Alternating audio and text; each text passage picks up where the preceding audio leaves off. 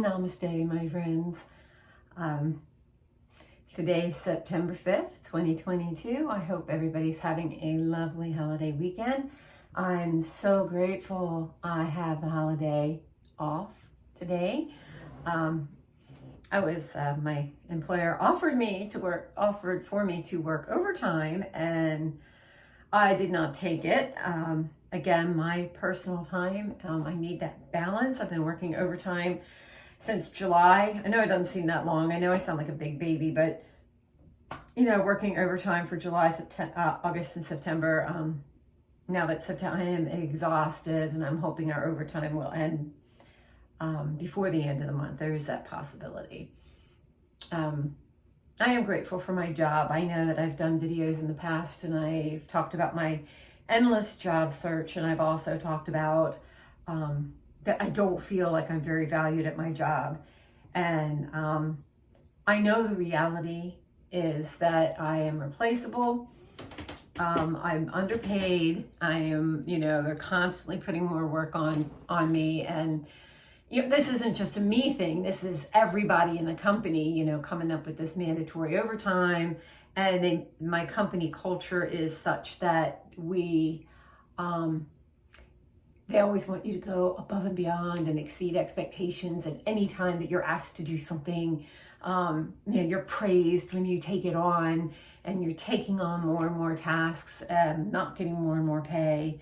And, I have fallen kind of suckered to that because they asked me to do something, and I'm like, oh, sure, why not? Oh, yeah, absolutely. And I find myself training all the new people. Sometimes I'm training people that are coming in to make more money than I am in my same position. I think today, obviously I've got some things to say about work, but I had an interesting experience in my job this past week. So when I talk about, like I just said, that I would be, I said yes to everything. And so they asked me to train new people. And last year, it was in July of last year, I was asked if I would train a new person, to work the same position as myself in my region, in my department. And of course I said yes. Now, I am a 100% remote worker. So I am currently sitting in my office right now. And one of the things about being a remote worker, which is lovely, is that you can come to work any which way. I do know some of my colleagues will roll out of bed, and grab a cup of coffee and sit down at their desk before they even brush their teeth, but I'm not like that, just because I'm an early bird and I get up at 6 and I walk and I do all of that before I roll into work.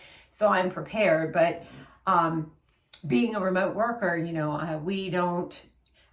my company, even when I did go into the office pre-COVID, I would only go in 2 days a week. But even when I went in the office, I was always astounded at how casual the office was. I mean, people are getting full Chinese meals, eating it at their desk, and, wearing hoodies and leggings, and, and I guess maybe I'm just old school, so that just seemed a little odd for me in a professional environment.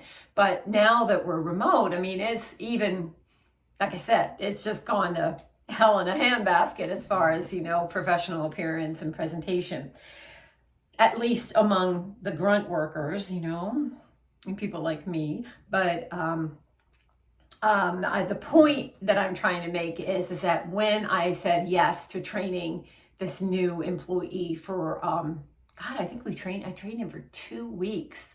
And for 2 weeks as a remote worker, I had, I did this through Microsoft Teams, and I had my camera on, and we had our cameras on. So we were staring at each other every single day for 8 hours a day for 2 weeks. So you get to know somebody. Even though we're virtual, we were always looking at each other and, talking with each other, and everything I did, I was always sharing my screen, so he saw everything that I did. And, and the reality was, of course I didn't get paid any extra for that. However, I do honestly enjoy mentoring and training my colleagues. And so of course I took it on and I did it. And so I met this wonderful human He is actually lives across the country in Colorado, and I'm in Maryland. And so it was kind of fun. We had the time difference, so we were kind of in different places in our day. And, and he worked my hours, during the training period. But I met this person and I really enjoyed him. And then he has been working with me, he's one of my colleagues working within my region, since that time. So it's been a little over a year. So one of the things I found very interesting about this man that I trained is that as I was training him, I thought, what are you doing in this job? What are you doing here? Here is a man, he has 2 master's degrees. He's still in school, very, very smart. And one of the things I enjoyed about him is that, we share politics. And as I said before, everything is political. You can't help but, politics comes into everything. And when you work in K-12 education and you're always talking with families and things like that, politics is always at play. That's a story for another day. But with curriculum changes and politics and everything, we get just anytime things come up, in the news, of course, we're bombarded with parents. Oh my gosh, are you teaching this? Are you teaching that? But I digress. So this man I got a really good impression of him. He's a very intelligent person. His life is very different from mine. He's probably 15 years younger than me, maybe. I don't know, quite younger than me. And he was single, no children. He took care of his elderly mother and, and just smart as a whip. So I really enjoyed my time training him. So we found out at the beginning of last week that he took on another position within our company. Now, he had been working another position within our corporate structure. I work for a very large corporation. We produce educational materials, textbooks, curriculum. We run testing centers. Any kind of test that you have to take. Probably if you've ever had to take any kind of national test certifications or anything, you've probably been to one of our testing centers. So we are a huge global corporation. So it's not unusual for people to move around within the corporate structure. And, and he was always looking, at internal jobs. And I'll be honest, I gave up at looking at other internal jobs and promotions and things like that, because I discovered in the first year that I worked with this company that I wasn't the demographic that they want to promote. Okay, and yes, maybe a lot of that is on me. It is, but I think I made a decision after that I'm going to do my job to the very best of my ability, because my job what I do is important to me. And I just said, I'm gonna go to work. I'm gonna do the very best I can. I'm going to be a good team player, a good colleague. Want people to know they can count on me, but I do see the reality that that's my position, and likely it's not really going to change that much. I may have baby steps up the ladder, but as a sidebar, I love my sidebars. All right now you read about all this. First we had the Great Resignation, and then it's the quiet quitting and all of that. I guess some would say I'm a quiet quitter, but I'm not a quitter, of course. My job is important, and I go above and beyond and do the best I can for my families, for the people I counsel. I do the very best I can every day. But as far as taking on more and more and more responsibilities through the corporation, I'm not getting paid properly for doing that. So I'm going to do my job description and do the best I can by the humans I work for.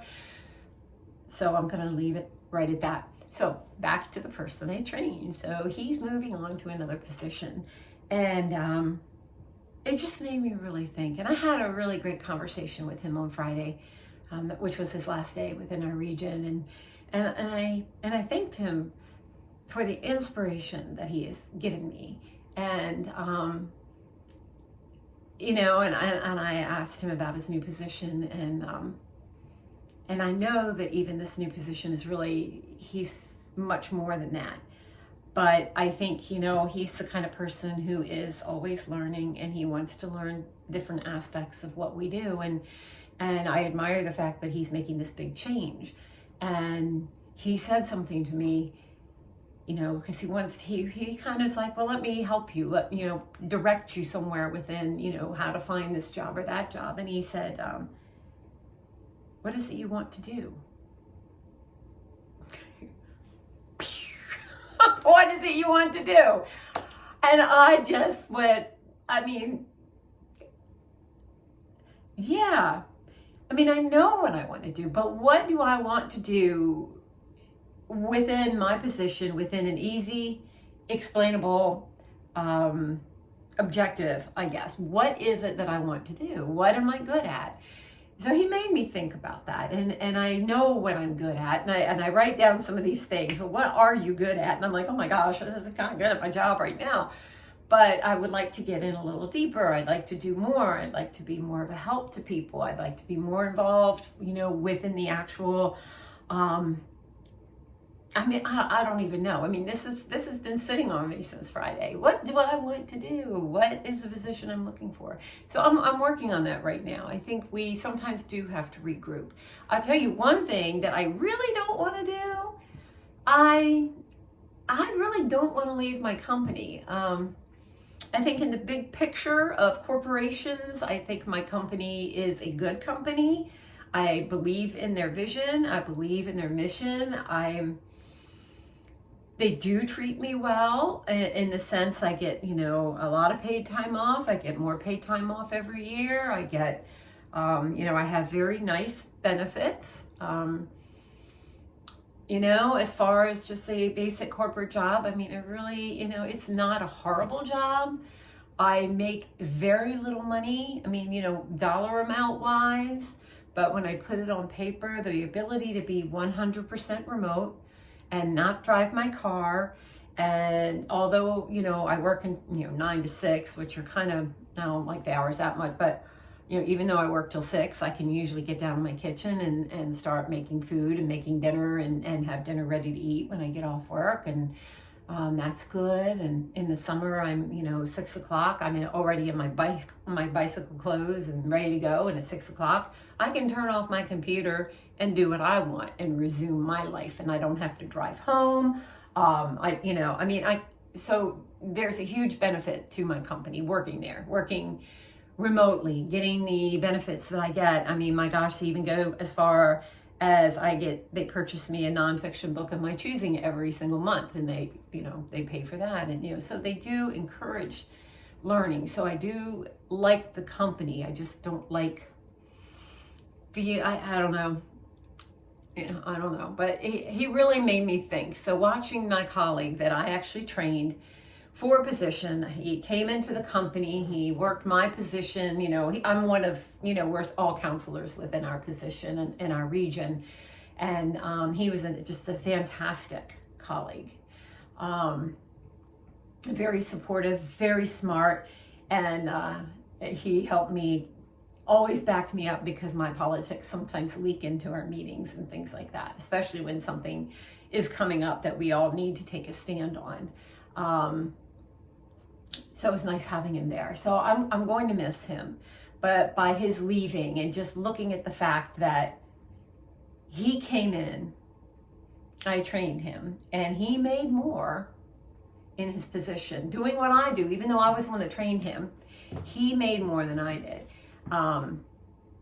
Now, we did have a big discussion this past spring within corporate about the wage disparity among people who had been there and new people coming on, and they gave me a little bitty raise, trying to make it more fair. But it just goes to show you that the wage disparity is pretty bad if they're reaching out and giving just a raise because they realize they're not paying you enough. So it makes me wonder, well, they probably should have given me a bigger raise, but at least I guess I have to be grateful for what I got. So this is my this is just my thought on being older at this stage in my life, and knowing, particularly working in a company where we are working with K-12.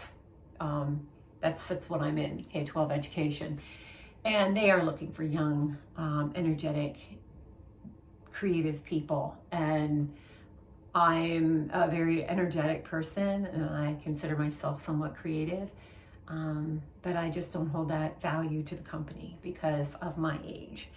And I think that they want a younger face. They want younger ideas.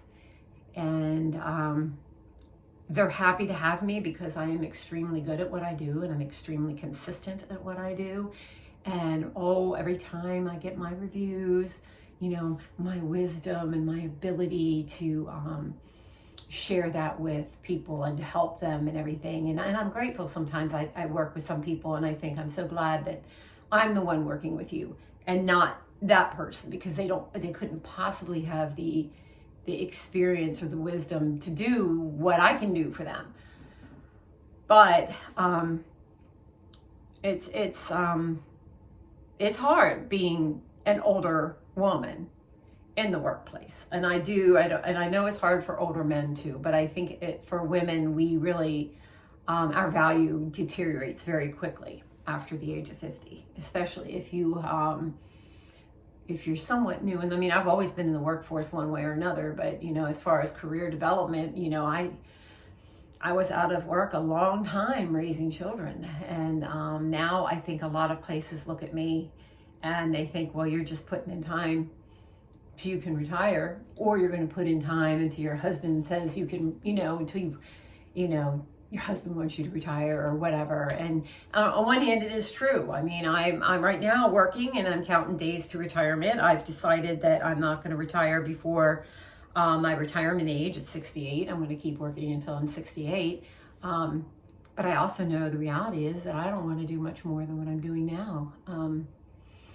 I have a job where I can turn my computer on at 9 o'clock in the morning and I'm on, and I help people and I work, and at 6 o'clock I turn it off, and that's it.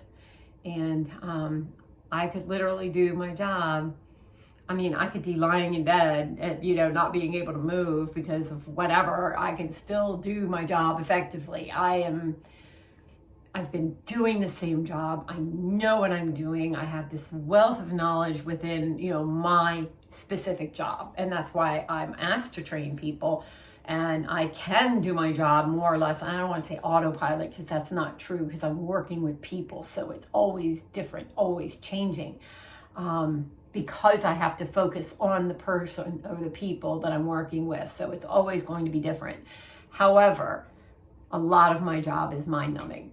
But I think I'm grateful that I had this opportunity to work with this person. I'm grateful that I can learn something from him and think about moving forward. And what is it that I want to do? I am going to create a position and a job and a livelihood in what I want to do. So I'm kind of, along with my other goals, still struggling with time management, But if my time management plan, if I can really become more consistent with that and do a little bit more of my journaling and a little bit more of, have more of a creative release through doing these things, maybe I can figure out what I want to do. So I've actually rambled on too long, but I think the struggles that I'm having with my position and my experiences in the workforce, in corporate, working my way towards retirement, these are nothing new. I think we're all dealing with something, even if you're making, 5 times more a year than I am. I'm sure you're dealing a lot with some of these prejudices and, and some of this ageism, and even let's throw a little sexism in, when you have an older woman with gray hair, showing up on these Zoom meetings and, a little bit more when I show up, I'm a little bit more professional in some ways. I don't want to look like a schlub. And, seeing all these young faces and and using the lingo and, the jargon of the business and all that. So I know I'm not the only one with these struggles. I hope this makes sense. I know it's a lot of rambling. It is a holiday, and I'm going to be putting the kayaks on the back of the truck, and we're heading out to meet some friends today. And I'm very excited about that. So I just kind of want to put that thought out there for you. We're always learning, and we always have to grow, even if it's not recognized by others, even if it's not reflected in a paycheck or position title. We have to keep learning. Thank you for listening. Have a wonderful day. Peace.